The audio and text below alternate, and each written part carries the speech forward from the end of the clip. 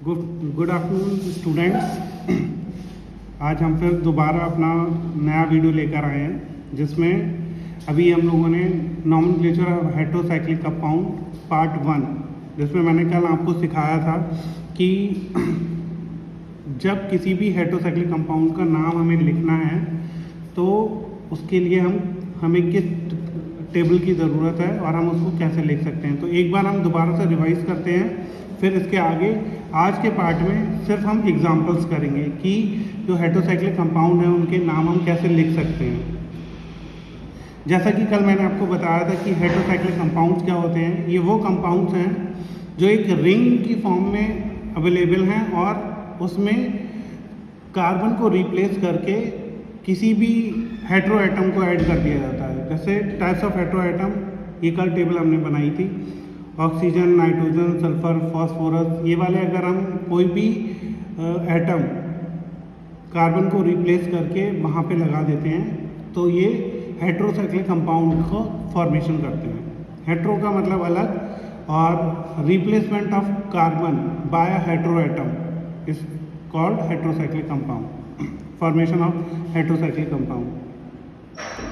तो एक बार हम दोबारा से जल्दी से क्विकली रिवाइज करते हैं उस टेबल को जो हमारे आज बहुत काम आने वाली है, जिससे हम अपने जो हेटेरोसाइक्लिक कंपाउंड हैं उनके नाम को लिख सकते हैं और बहुत सारे एग्जांपल्स को आज हम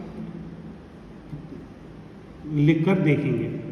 ठीक है, तो चलिए शुरू करते हैं। तो जैसा कि कल मैंने आपको बताया था कि किसी भी हेटेरोसाइक्लिक कंपाउंड का नाम लिखने के लिए हमें 3 चीज़ें बहुत ज़रूरी हैं जो हमें पता होनी चाहिए। सबसे पहले types of hetero atom. Types of hetero atom, कौन सा वो हेटेरो एटम उस रिंग में लगा हुआ है, ये हमें पता होना चाहिए। क्यों हमें पता होना चाहिए? क्योंकि जो नंबरिंग शुरू की जाती है, जो काउंटिंग शुरू की जाती है किसी भी हेटेरोसाइक्लिक कंपाउंड का नाम लिखने के लिए, उसमें सबसे पहले हम हेटेरो एटम से ही नंबरिंग शुरू करते हैं। इसलिए टाइप्स ऑफ हेटेरो एटम हमें पता होना चाहिए। तो ऑक्सीजन को हम रिप्रेजेंट करते हैं ऑक्सा से, नाइट्रोजन को हम रिप्रेजेंट करते हैं एजा से, सल्फर को थाया से, फॉस्फोरस को फॉस्फर से। उसके बाद जो दूसरा पॉइंट था कि number of atoms in a ring, कि नंबर ऑफ एटम्स कितने हैं रिंग में। इससे हमें ये पता चलता है कि जो रिंग है वो कितने एटम से मिलकर बनी हुई है। जैसे 3 के लिए IR यूज़ करते हैं रूट वर्ड, 4 के लिए ET, 5 के लिए OL, 6 के लिए IN, 7 के लिए EP, 8 के लिए OC, 9 के लिए ON और 10 के लिए EC। और इसको याद करने की एक ट्रिक भी बताई थी मैंने, जो आपको दिख रही होगी यहाँ पे। इसको इस तरीके से पढ़ेंगे, IRETOL, IRETOL, IRETOL in epoch on EC। तो एक बार दोबारा से मैं लिखकर आपको दिखाता हूँ ताकि थोड़ा सा सही से समझ में आ जाए। IRETOL, IRETOL in epoch on EC, इस तरीके से। तो शुरू के दो जो वर्ड्स हैं उनको आप देख लीजिए, उसी को काउंट कर लीजिए। तो IR को हम 3, ET को 4, OL को 5, IN को 6, EP को 7, OC को 8, ON के लिए 9 और EC के लिए 10। मैक्सिमम 10 एटम की हम रिंग इस वाली टेबल के थ्रू किसी भी हेटेरोसाइक्लिक कंपाउंड का जिसकी रिंग 10 एटम से मिलकर बनी है तो उसका नाम हम लिख सकते हैं। उसके बाद आता है तीसरा पॉइंट कि कोई भी हेटेरोसाइक्लिक कंपाउंड सैचुरेटेड है या अनसैचुरेटेड है, ये हमें पता होना चाहिए। सैचुरेटेड का मतलब मैंने बताया था कि सिंगल बॉन्ड प्रेजेंट है तो वो सैचुरेटेड है, डबल और ट्रिपल बॉन्ड प्रेजेंट है तो वो अनसैचुरेटेड है। तो जब सिंगल बॉन्ड सैचुरेटेड रिंग होगी तो वहाँ पे वर्ड रूट प्लस सफिक्स वाला फॉर्मूला लगेगा। तो IR प्लस ANE, हम जो सफिक्स यूज़ करेंगे वो ANE यूज़ करेंगे। IR plus ANE, ET plus ANE, OL plus ANE, IN plus ANE, EP plus ANE, OC plus ANE, इन सबको कंबाइन करके हम लिख देंगे तो सैचुरेटेड रिंग होगी।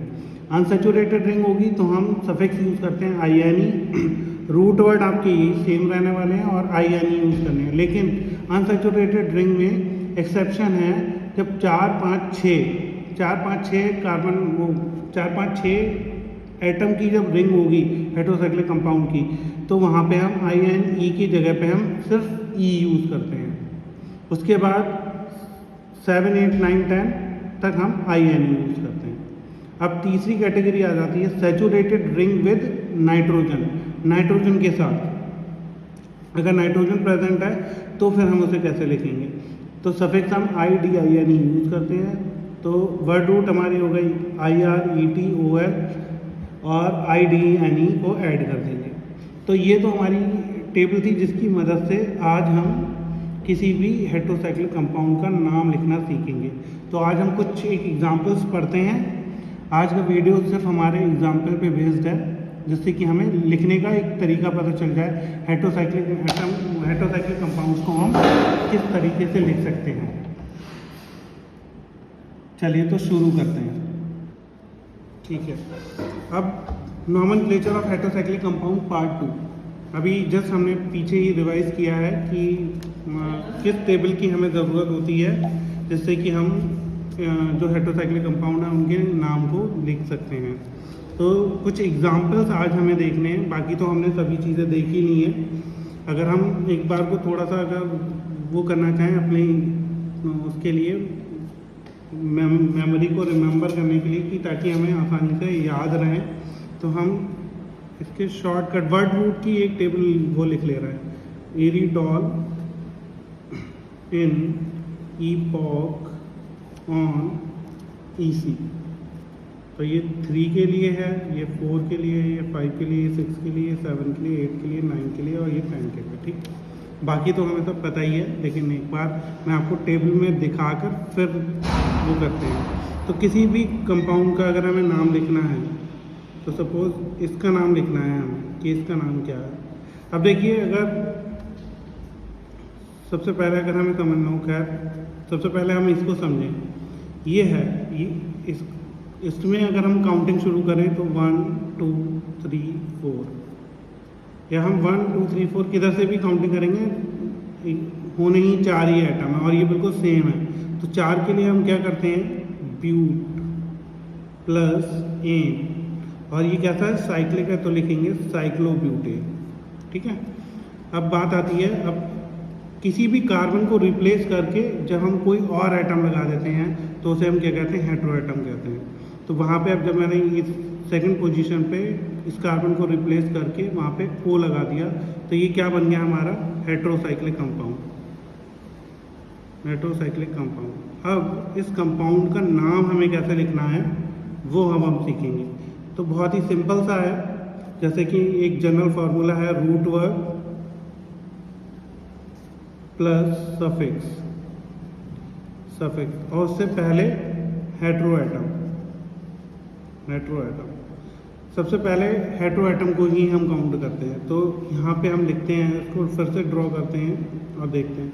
तो जैसे कि मैंने अभी थोड़ी देर पहले बताया था, नंबरिंग कहाँ से शुरू की जाती है, नंबरिंग जो शुरू की जाती है वो हेटेरो आइटम से शुरू की जाती है। तो 1 2 3 4 नंबरिंग हम ऐसे भी क्लॉकवाइज भी कर सकते हैं और एंटी क्लॉकवाइज भी कर सकते हैं। 1 2 3 4 इस तरीके से भी कर सकते हैं, कोई दिक्कत नहीं है, दोनों तरफ से कर सकते हैं। तो अभी हम जो नंबरिंग शुरू कर रहे हैं वो हम यहाँ से शुरू कर रहे हैं, 1 2 3 4। अब इसका नाम हमें लिखना है, तो सबसे पहले हम हेटेरो आइटम का नाम लिखते हैं। अब हम अपने उस टेबल पे आ जाते हैं। मैं यहाँ पे आपको दिखा देता हूँ कि वो टेबल क्या है। तो टाइप्स ऑफ हेटेरो आइटम ये रहा, ठीक है, टाइप्स ऑफ हेटेरो आइटम है। अब हमारे जो हेटेरोसाइक्लिक कंपाउंड है वहाँ पे कौन सा आइटम है, O है, O मतलब ऑक्सा। तो हम O की जगह पे क्या लिखेंगे, ऑक्सा प्लस, इसके बाद जैसे कि हेटेरो आइटम, रूट वर्ड और सफ़ेद। रूट वर्ड हमारा ये है, ठीक है, रूट वर्ड ये है। तो कितने आइटम का जो रिंग है वो 1 2 3 4 4 आइटम का रिंग है। तो 4 आइटम पे हमने देखिए यहाँ पे क्या है, 4 आइटम, नंबर ऑफ आइटम 4 है, तो हम वहाँ पे वर्ड रूट यूज़ कर रहे हैं ET। तो हम क्या करेंगे, ET, इसको इस तरीके से लिख रहे हैं। प्लस अब हमें देखना है सफ़ेद। अब ये जो कंपाउंड है ये कौन सा कंपाउंड है, ये देखिए इसमें सिंगल बॉन्ड प्रेजेंट है, तो ये कौन सा है, सैचुरेटेड है। तो सैचुरेटेड रिंग में 4 नंबर पे हम ET के साथ किसको यूज़ करेंगे, AN। अब हम क्या करेंगे, और पहले हेटेरो एटम, फिर रूट वर्ड और फिर सफिक्स, इन तीनों को ऐड कराएंगे। ऐड कराने के लिए हमें क्या करना होता है, जो सबसे पहले हेटेरो एटम में जो A होता है उसको हम क्या करते हैं, उसको कट कर देते हैं। अब हम इसको सबको जोड़ेंगे, ऑक्सीटेन। इस वाले हेटेरोसाइक्लिक कंपाउंड का नाम हो जाएगा ऑक्सीटेन। उम्मीद करते हैं कि ये समझ में आ गया होगा। अभी हम और एग्जांपल्स लेते हैं, उससे हमें और आसानी से समझ में आएगा। फिर से एक बार ट्राई करते हैं।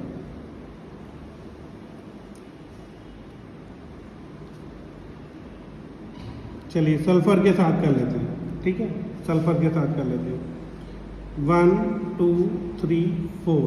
अब हेटेरो एटम में सल्फर का क्या है, थाया, तो हम लिखेंगे थाया।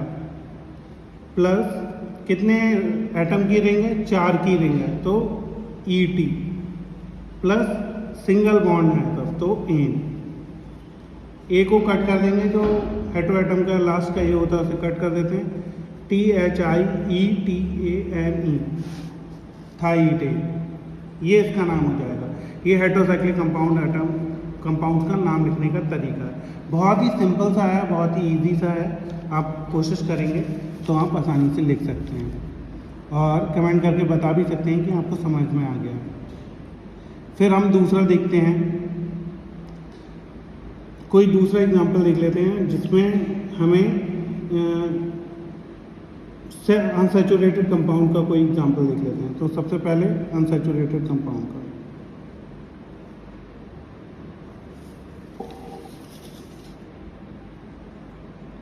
अब देखिए मैंने बताया था किस तरह से अनसैचुरेटेड कंपाउंड में डबल बॉन्ड या ट्रिपल बॉन्ड होगा। तो ये वाली जो रिंग है ये क्या है, अनसैचुरेटेड है, क्योंकि यहाँ पे डबल बॉन्ड प्रेजेंट है, ठीक है।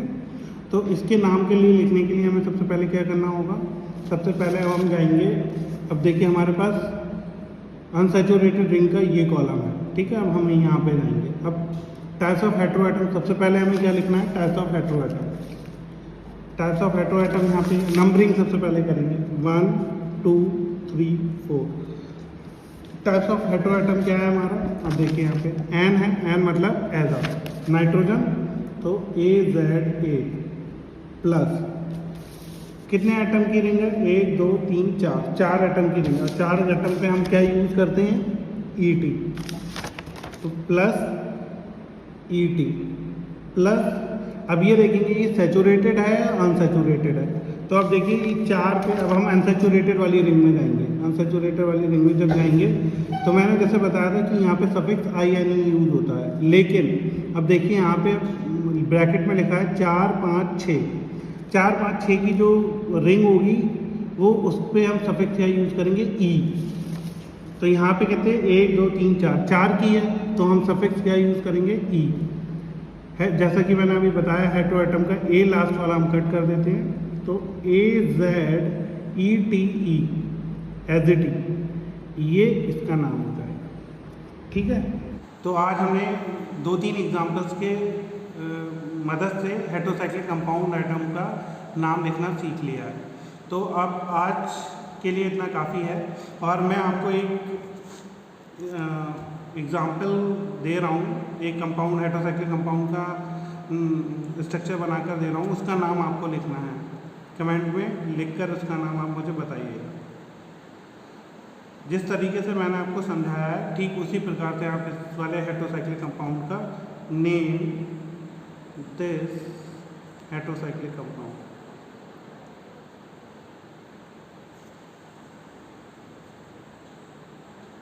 नेम दिस हेटेरोसाइक्लिक कंपाउंड, इसका आप नाम मुझे बताइएगा कमेंट में। और कुछ और एक एग्जांपल्स हम कल भी डिस्कस करेंगे इसी एग्जांपल्स के साथ शुरुआत करके। चलिए, थैंक यू।